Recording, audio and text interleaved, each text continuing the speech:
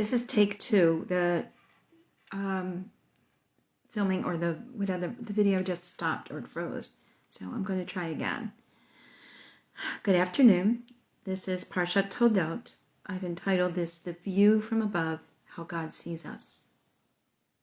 In past discussions on this Parsha, I have focused on how we see each other, how we justify the actions of those we favor and are quick to condemn those of the ones with whom we do not agree. The narratives of our patriarchs and matriarchs invite us to do just this. We often see this in the voices of our commentaries.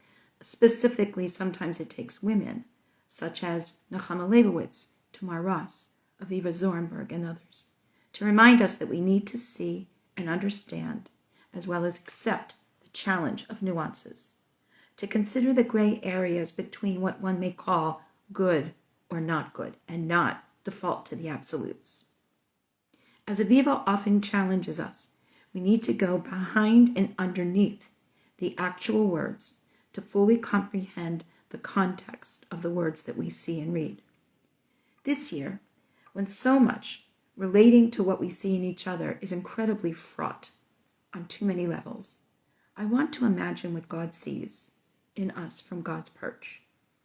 If we could collectively come to an understanding that God is looking at the big picture, of which each of us is just a tiny part, and sees far more than our eyes and limitations allow, we might all look differently at ourselves, at each other, and how we regard the other. To begin this discussion, I want to suggest that we need to pay more attention to these texts from the past few weeks. First, we will look at when Hagar is sent away at Sarah's request and is distraught. God says to her, "Behold, you will have a child. V'karata shemo Yishmael ki shema Hashem et anaych." You will have a child. You will name him Yishmael, meaning God hears, because God has heard your pain. Not only does God hear, but God will bless. The text continues, "U'liyishmael shematicha hine barachti oto." And regarding Ishmael, I have heard you. I will bless him, and I will make him fruitful and make him multiply exceedingly. He will have 12 princes, and I will make of him a great nation. My covenant I will establish with Isaac, with Yitzchak, whom Sarah will bear to you at this time next year. I want to point out that the text says the et briti and my covenant. However, when English translators give us but my covenant, I think we get into trouble because that begins to force us into this choice of A or B, and A being not B and B being not A. How do we reconcile these two actions on the part of God, both blessing Yishmael and making a covenant and blessing Yitzchak as well? We must recognize that there will be different destinies for each of these, and that this separation that will come is necessary for each destiny to be fulfilled. Abraham then takes Yishmael, his son, at Yishmael Beno, his son, that is acknowledged, Kol Yidei Beito, and all those born in his house, and all those purchased with his money, and all those in his household, and he circumcises them. All are included. Yitzchak and Yishmael, his son, who is also part of the story. Sarah then says to Abraham, a little bit later, "Drive out this handmaid and her son, for the son of this handmaid will not have the same destiny as Isaac, as Yitzchak. Garesh ha'ama azot ve'et bena ki lo yirash ben ha'ama azot im beni im Yitzchak." This child, this Yishmael, my son, will not inherit the same as the other son, Yitzchak. Separate destinies, they need to be separated so they can each fulfill their destiny. This was extremely upsetting to Abraham, and God says to Abraham at this point, in chapter 21, verse 12, Al yera be'enecha et hanar va'al amatecha Kol asher tomar elecha Sarah shma b'kola. Don't be upset concerning this child and your handmaid. Do what Sarah tells you to do. Ki b'Yitzchak yikara lecha zara. Because your covenantal destiny will be fulfilled through Yitzchak. Other destinies will be fulfilled through Yishmael. But this is our story, and therefore that's where the focus is. And then it says, V'gam et ben ha'ama l'goy asimenu ki zarachahu. I will also bless and make Yishmael, the son of Hagar, into a nation, because he too is your seed. So here, whereas we may not be able to be attuned to how both parts of this promise play out, from where God sits, from God's perch, both parts of God's promise and vision for the children of Abraham can be maintained. Abraham rises early in the morning. He takes out provisions. He gives them to Hagar. He places them on her shoulder and the child, and he sends them away. The water's depleted. She goes. She sits afar. She does not want to watch her child die. And God comes into the picture again from God's perch. God hears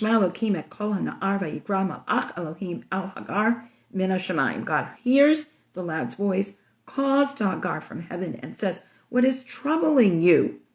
Do not worry.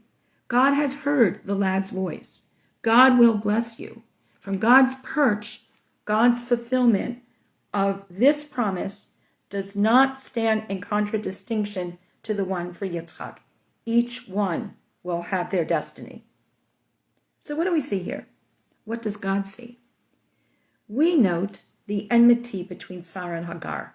There is jealousy and perhaps regret on the part of Sarah, for she started this whole thing when she said, here, take my handmaid. After all, it was she who asked Hagar and Avram to have a child. Very human emotions and actions are occurring here. Regret, family friction, focus on self and those closest to oneself, and so much else.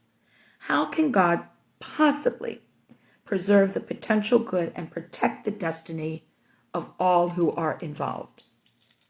We see these separations. We'll see it again with Yaakov and Esau. These are going to keep coming up. And again, maybe that separation is needed for destiny to be fulfilled. Forget our perch so many generations and millennium later. Think about each of us as parents. Do our children that we raise in our house stay in our house? Does our family, its nuclear form, stay the same? No. People move away. People craft their own lives. People each craft their own lives. And then will come together at different points or not. That's reality. God knows that. From God's perch, there's nothing problematic here per se. So what we see here is perhaps God is responding and guiding in a way that A, preserves the relationship between Sarah and Abraham. B, protects the individuated and different destinies given to Yitzchak and Yishmael.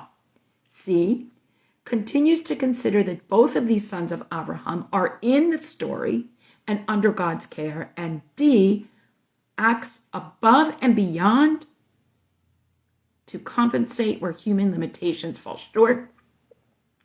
Notice the very name Yishmael. God hears you, my child. And its meaning clearly stated in our text. Now, what do we do with all this? How do we reconcile this with historical, political, cultural, and so many other narratives that want to demand that we see simply good and evil and no nuanced steps between these two polarized opposites? Enter the story of Toldot, our Parsha, with more fractured relationships, more enmity, family friction, and all else that is so hardwired as part of the human condition. Where is God when the people God creates intend to destroy each other? Does God set up conflict for a reason? To teach us, to refine us, or perhaps even to accomplish several intended goals simultaneously in our text? Here we read in chapter 25. V'yitratzatzu habanim b'kirba v'tomar im kein lama ze anochi v'tilech lidrosh et Hashem. The children, the twins, were struggling inside of her. She said, "This is too much for me to bear. Is this what I prayed for?" So she went to inquire of God. And God says to her, "Shnei goyim v'bitnech u'shnei le'umim mimayech yiparedu u'im la'am ya'amatz v'rav ya'avot tzir." 2 nations are in your womb.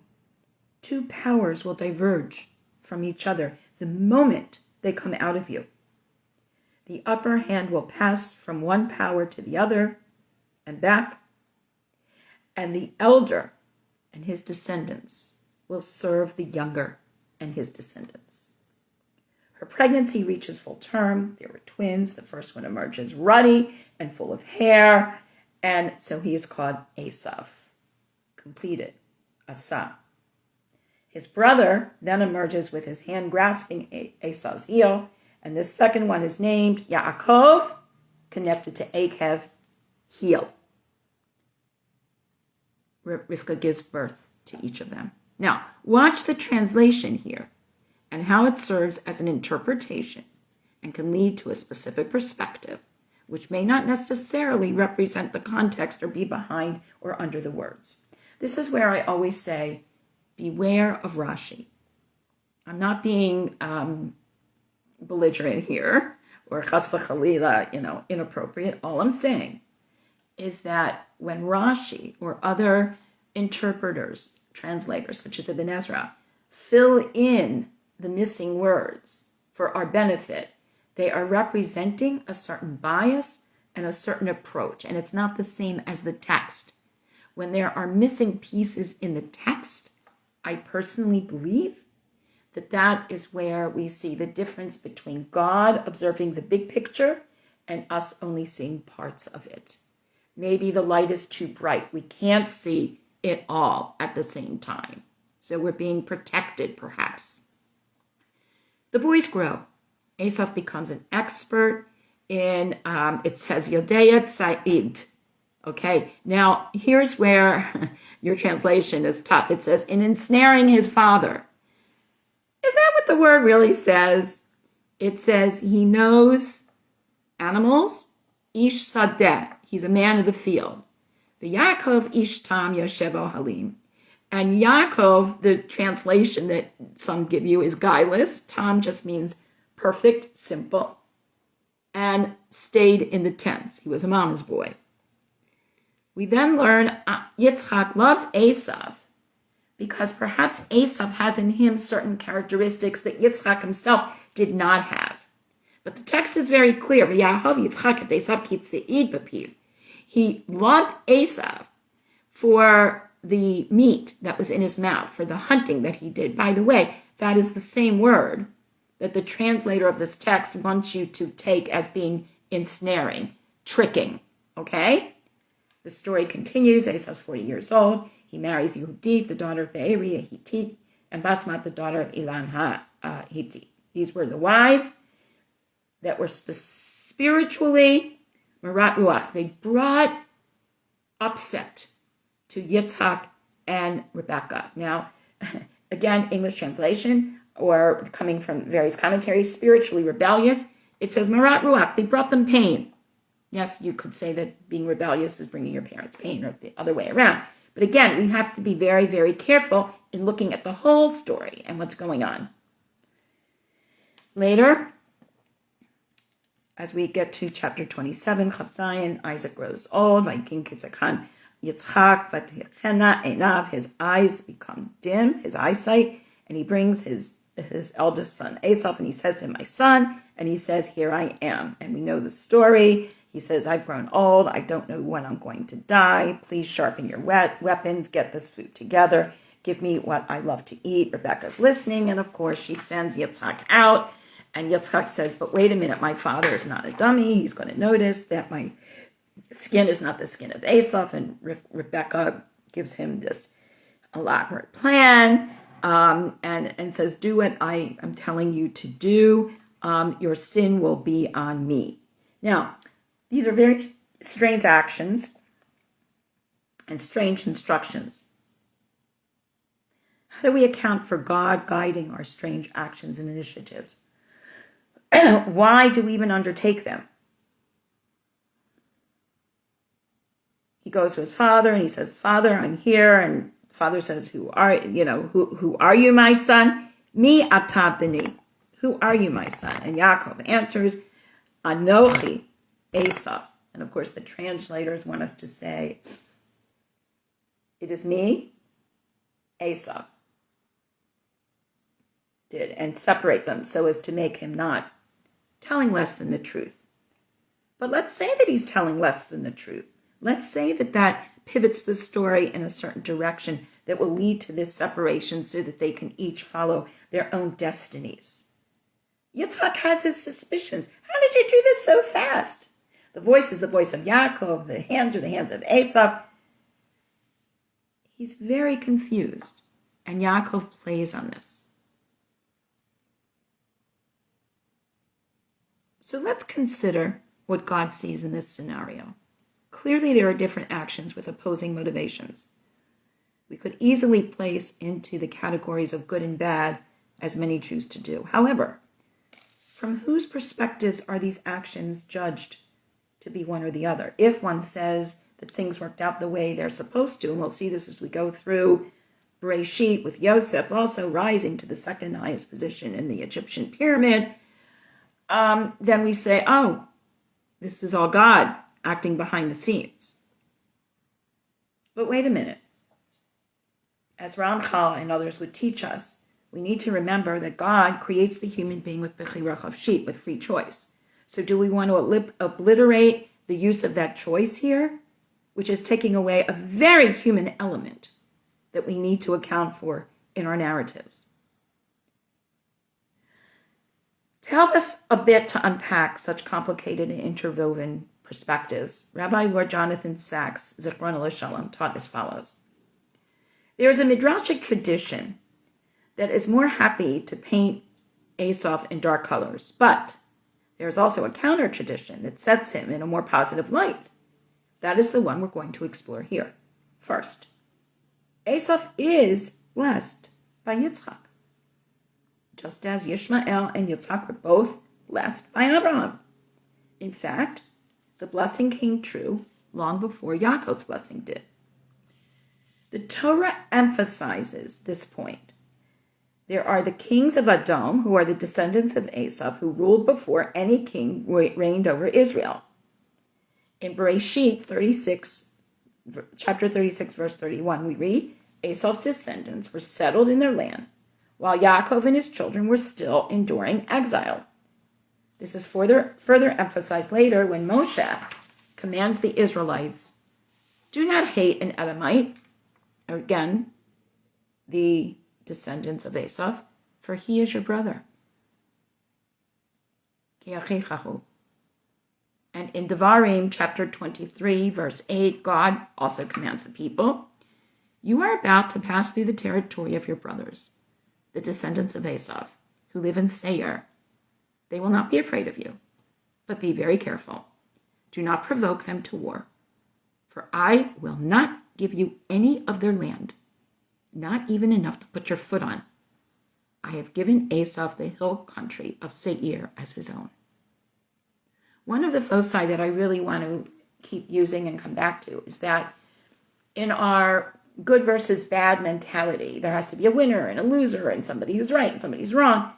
Whereas what is being suggested here, and what I think we should consider in terms of God's perspective, is that it's not a matter all the time of good versus not good. It's a matter of different destinies, different paths, different purposes, different shlichut, if I can use that word.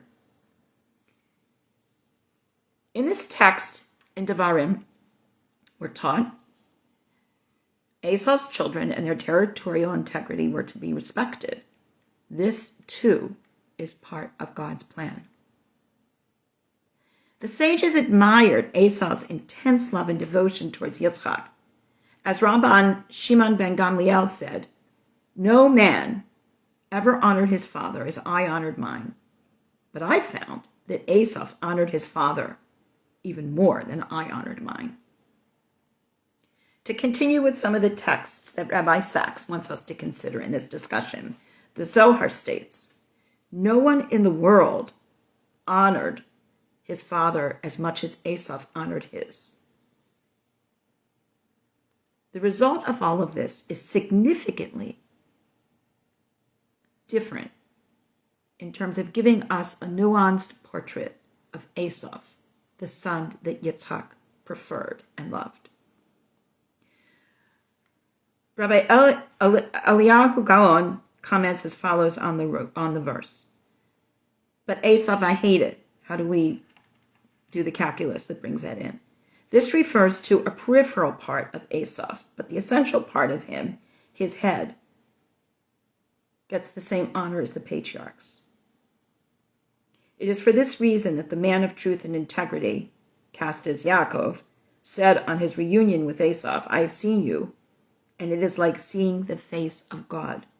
Bereshit 33, verse 10. His word shall not go down as a vain utterance. The brotherly love of Esau and Yaakov, Yitzhak and Yishmael, will assert itself above all the confusion that the evil brought on by our bodily nature has engendered. It will overcome them and transform them into eternal light and compassion. Rav Kook believed that just as in the Torah, Yaakov and Esau, Yitzhak and Yishmael were eventually reconciled, so too will Judaism, Christianity, and Islam be in the future. They would not cease to be different, but they will learn to respect each other and to understand that the path that each one follows is specific to themselves. As Rabbi Sachs taught, this point touches upon a fundamental element of Judaism. What does it mean when we call the Jews the chosen people, Am Skula? Does it mean that in choosing Jacob, Yaakov, God rejected Esau, or that in choosing Abraham, God rejected all of humanity? Chas v'chalila, God forbid. In the Torah, God appears to non-Jews. Among them, Abraham's contemporary, Melchizedek, described in the Torah as a priest of God Most High. One of the great heroines of the Tanakh, of the Bible, Bacha, the woman who saves Moshe's life, was an Egyptian, Pharaoh's daughter. We have Yitro. We have Ruth. We have so many. We believe as a matter of principle that the righteous of the nations, not just the chosen people, but the righteous of the nations, have a share in the world to come. Here is what we need to understand if we can peek into God's perspective. When Jacob is chosen to do what Jacob is chosen to do, Esau is not rejected. God does not reject. Rather, God separates so that each can fulfill their mission.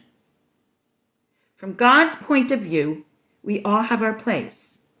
The challenge is to acknowledge that and to not feel threatened by the place held by another. As Aviva Zornberg and many others teach, this is what will move us from the long-held perspective of what we want to see to the world of authenticity in which we will all live together. May God continue from God's perspective and God's perch to work to heal our very fractured world. And may we continue to do the hard work in our world that will allow us to see all others the way that God does. Shabbat Shalom. And on this Erev Thanksgiving, with continued prayers for healing for all those that are victims of prejudice, hatred, violence. And may the souls of such people as the Chabad Rav, who was recently murdered, who worked so hard to see from God's perspective, to bring people together, may it be an inspiration for all of us to do that more in our daily lives. Lehitraot.